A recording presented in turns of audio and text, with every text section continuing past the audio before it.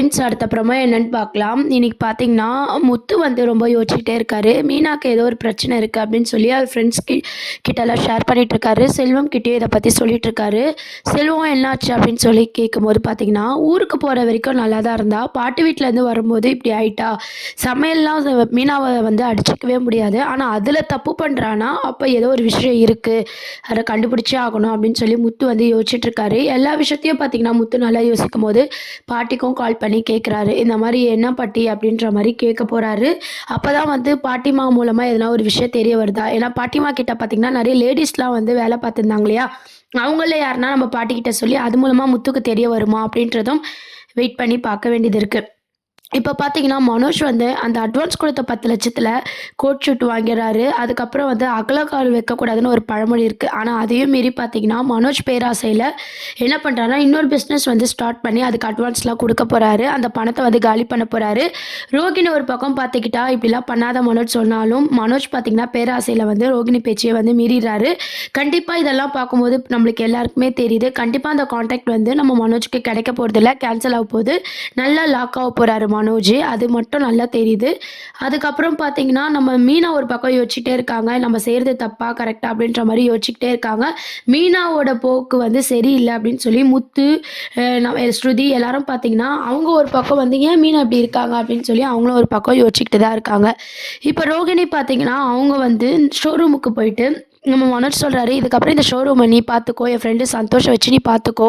அப்படின்ற மாரி சொல்லிட்டு இருக்காங்க. ஆனாலும் நம்ம ரோகிணி என்ன யோசிக்கிறாங்கன்னா, "நம்ப மனோஜ் கூட நம்மளால சப்போர்ட் பண்ண முடியலையே. முத்து எதனா பேசினா, நம்ம முத்துவ எதிர்த்தா மீனாவ எங்க உண்மைய சொல்லிடுவாளோ பயந்துகிட்டு இருக்க வேண்டியதா இருக்கு. கூடிய சீக்கிரம் இதுக்கு முடிவு கட்டணும். மீனாவ எதனா பண்ணியே ஆகணும்." அப்படின்னு சொல்லி வழக்கம் போல கிரிமினலா வந்து நம்ம ரோகிணி வந்து யோசிக்க ஆரம்பிக்கிறாங்க. "எத்தன நாள் தான் நம்ம மீனாக்கு பயந்துட்டு இருக்கிறது?" அப்படின்னு சொல்லிட்டு ரோகிணியோட பாயிண்ட் ஆஃப்ல பார்த்தீங்கன்னா, ரோகிணி வந்து மீனாவ எதனா பண்ணியே ஆகணும் அப்படின்ற மாரி அடுத்த இதுவா யோசிக்க போறாங்க. அது ஒரு பக்கம் இருந்தாலும் நம்ம மனோஜ் வந்து அடுத்து எப்படி பிசினஸ் ஸ்டார்ட் பண்ண போறாரு, அந்த 10,00,000 எப்படி காலி பண்ண போறாரு, அத பேஸ் பண்ணி தான் எபிசோட்ஸ் வந்து மூவ் பண்ண போறாங்க. விஜயாவுக்கு சாரி எடுத்து குடுக்கறது, அந்த மாரி தண்ட செலவுலாம் பண்ணிட்டு இருக்காரு. நம்ம விஜயும் பார்த்தீங்கன்னா, ரொம்ப சந்தோஷமா மனோஜ ரொம்ப பெருமையா பேசிட்டு இருக்காங்க. மொத்தமா தலையில துண்டு போட்டு தான் மனோஜ் வந்து உட்கார போறாரு. ரோகிணி விஷயத்திலும் சரி, பிசினஸ் விஷயத்திலும் சரி. இன்னொரு சைட் பார்த்தீங்கன்னா, முத்து வந்து பார்த்தீங்கன்னா, இத கண்டுபிடிச்சே ஆகணும்னு சொல்லி ஃப்ரெண்ட்ஸ் கிட்ட பேசுறாரு இல்லையா? அது யார் மூலமா தெரிஞ்சுக்கணும் அப்படின்ற மாரி அவரு ட்ரை பண்றாரு. கடைசில முத்து ஒரு விஷயத்த வந்து யோசிக்கிறாரு. இவ வந்து அங்க கிருஷ்ண பாத்ததுலேருந்து தான் இந்த மாரி ஆயிருக்கணும். ஒருவேளை கிருஷ்ண நம்ம எடுத்துட்டு வந்து தத்து வளர்க்கலன்ட்டு மீனாக்கு அந்த கவலை இருக்கலாம். இது நம்ம வீட்ல போய் கேட்கலாம் அப்படின்னு சொல்லி நம்ம முத்து வந்து யோசிச்சு வீட்டுக்கு போனோனே, "மீனா நீ ஏன் இப்படி இருக்கன்னு எனக்கு தெரியும்." அப்படின்ற மாரி கேட்க போறாரு. உடனே ரோகிணியும் மீனாவும் ஒருத்தருக்கு மாறி மாறி பார்த்து ரொம்பவே ஷாக் ஆயிக்க போறாங்க. கடைசில மீனா வந்து உண்மைய சொல்லிடலாம் அப்படின்ட்டு வரும்போது பார்த்தீங்கன்னா, முத்து அப்படியே சப்புன்னு என்ன சொல்ல போறாருன்னா, "நீ கிருஷ்ண நெனச்சு தானே கவலைப்பட்டுட்டு இருக்க, நம்ம தத்தெடுக்கலன்ட்டு." அப்படின்ற மாரி ரொம்ப சப்புன்னு முடிக்க போறாரு. "ஓ! இவ்வளோதான் இவனுக்கு தெரியுமா?" அப்படின்ட்டு ரோகிணியும் பார்த்தீங்கன்னா, பெருமூச்சு விட போறாங்க. இந்த மாரியான ட்ராக் தான் அடுத்து கொண்டு வர போறாங்க. நம்ம எல்லாருக்குமே தெரியும். இப்போதைக்கு மனோஜோட பிசினஸ் விஷயமும் சரி, அதுக்கப்புறம் சத்யா வந்து அவர் பிசினஸ்ல எப்படி வந்து டெவலப் பண்ணிட்டு இருக்காரு, அந்த மீனாவோட தம்பி அப்படின்ற மாரி ஒரு பக்கம் கொண்டு போறாங்க. அப்புறம் மீனா ஏன் இப்படிலாம் இருக்கா அப்படின்ற மாரி முத்து, ஸ்ருதி எல்லாரும் யோசிச்சு குழம்புற மாரி தான் அடுத்த ட்ராக்லாம் கொண்டு வர போறாங்க. நடுவுல பார்த்தீங்கன்னா, மனோஜ் காமெடி கண்டிப்பா இருக்கும். விஜயாவும் பார்த்தீங்கன்னா, நம்ம மனோஜ வந்து நல்லா உயர்த்தணும் அப்படின்னு சொல்லிட்டு அவர பத்தி பேசி பேசியே அவர வந்து கீழ தள்ளிட்டு இருக்காங்க. இது எதுவுமே நம்ம ரோகிணிக்கு தெரிஞ்சாலும் மீனாவ எதிர்த்து பேச முடியல. இது பார்க்கவே நல்லா தான் இருக்கு. ரோகிணி இப்படி வந்து தர்ம சங்கடமா இருக்கிற ஒரு விஷயம் வந்து பார்க்குற எல்லாருக்கும் நல்லா தான் இருக்கு. ஆனா கூடிய சீக்கிரம் வந்து ரோகிணி மாட்டணும். அப்பதான் வந்து இன்னும் நல்ல சுவாரஸ்யமா வந்து கதைய வந்து மூவ் பண்ணுவாங்க. என்ன ஆக போகுதுன்னு சொல்லி வெயிட் பண்ணி தான் பார்க்க வேண்டியது இருக்கு. பார்த்தீங்கன்னா, இப்ப வந்து கான்ட்ராக்ட் குடுக்குறாங்க இல்லையா? அந்த விஷயம் வந்து கேன்சல் ஆயிடுது. கேன்சல் ஆன உடனே ரோகிணிக்கு ரொம்பவே ஷாக் ஆகுது. இது மீனாவால தான் ஆயிடுச்சோ! அப்படின்னு அவங்க ஒரு பக்கம் யோசிச்சுட்டு இருக்காங்க. இதுக்கு காரணம் மீனா இல்ல. நம்ம மனோஜ் தான் அப்படின்ற உண்மை வந்து கடைசில தான் தெரிய போகுது. ஆனா விஜயாவும் பார்த்தீங்கன்னா, அதுக்கப்புறம் வந்து ரோகிணி மேல எரிச்சலா விழப் போறாங்க. மீனா மேலயும் ரொம்ப கடுப்பா தான் இருக்க போறாங்க. இந்த மாதிரியான ட்ராக் தான் கொண்டு வர போறாங்க.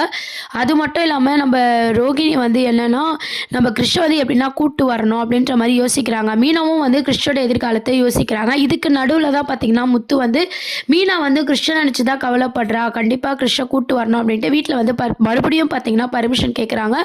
அப்போ ரோகிணியும் பார்த்தீங்கன்னா இதுக்கு சப்போர்ட் பண்ணுறதை வச்சு முத்துக்கு வந்து டவுட் வருது. இப்படிலாம் ரோகிணி மீனாவுக்கு சப்போர்ட் பண்ணுற ஆளே கிடையாது, சம்திங் ராங் ஏதோ இருக்குது அப்படின்ற மாதிரி முத்து வந்து யோசிக்க ஆரம்பிக்கிறாங்க. முத்து மட்டும் இல்லை, ஸ்ருதி, அண்ணாமலை எல்லாருமே பார்த்தீங்கன்னா ஒரு பக்கம் அதை தான் யோசிச்சுட்டு இருக்காங்க.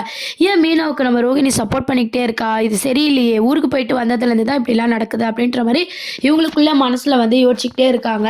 நம்ம ரோகிணி வசமாக தான் மாட்ட போகிறாங்க. ஆனால் மீனா கையில் மாட்டி ஒரு பிரச்சனமும் இல்லை, அது பார்க்குற எல்லாருக்குமே கண்டிப்பாக தெரியும். கடைசி வரையும் பார்த்தீங்கன்னா மீனா முட்டாள்ன்ற மாதிரி தான் அந்த எபிசோட் வந்து கொண்டு போயிருக்காங்க. அதாவது அவங்களோட இறங்கின மனசை வந்து ரோகிணி அழகாக யூஸ் பண்ணிக்கிறாங்க.